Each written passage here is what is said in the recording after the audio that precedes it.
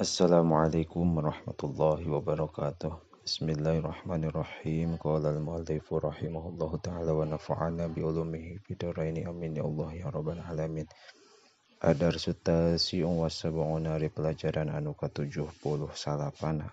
Bisolati tetep dina martelakeun maca sholawat ala Nabi sallallahu alaihi wasallam ka Kangjeng Nabi sallallahu alaihi wasallam.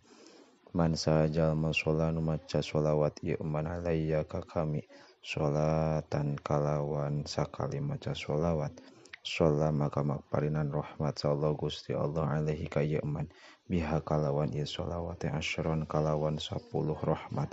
Rawah ngariwayatkeun kana ieu hadis Muslim Imam Muslim. Ma min ahadin teu aya ari hiji jalma yusallimu an uluk salam ieu ahad alayya ka kami illa rodda angin ngabalikeun sallallahu Gusti Allah alayya ka kami ruhi kana roh kami hatta arudda sehingga yen ngajawab kami alaihi ka itu si ahad assalama kana salamna.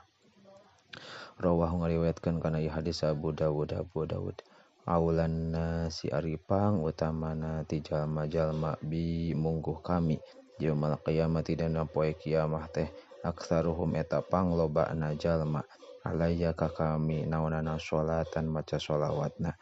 Rawahu ngariwayatkeun kana ieu hadis Tirmidzi Imam Tirmidzi. Al-bakhilu ari jalma koret man eta jalma zukirtu anu disebut kami indahu di deukeuteun ieu si eman falam yusolli tuluy henteu maca sholawat ieu eman alayya ka kami. Rawahu ngariwayatkeun kana ieu hadis Tirmidzi Imam Tirmidzi.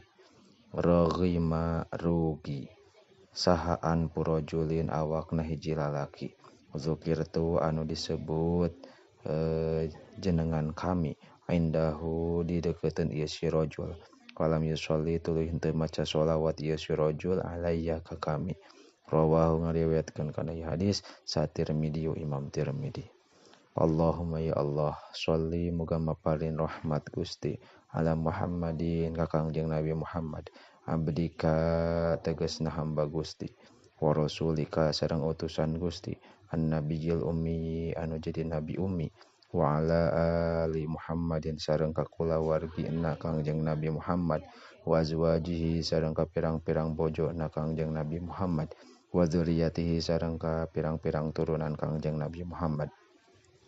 Kama sholaita sapertos maparin rahmat Gusti ala Ibrahim ka Nabi Ibrahim wa ala ali Ibrahim sareng ka keluargana Nabi Ibrahim wa barik sareng mugi ngaberkahan Gusti ala Muhammadin ka Kangjeng Nabi Muhammad an-nabiyil ummi anu jadi nabi ummi wa ala ali Muhammadin sareng ka keluargana Nabi Muhammad wa azwajihi sareng ka pirang-pirang bojona Nabi Muhammad wa dzurriyyatihi sareng ka pirang-pirang turunan Kangjeng Nabi Muhammad.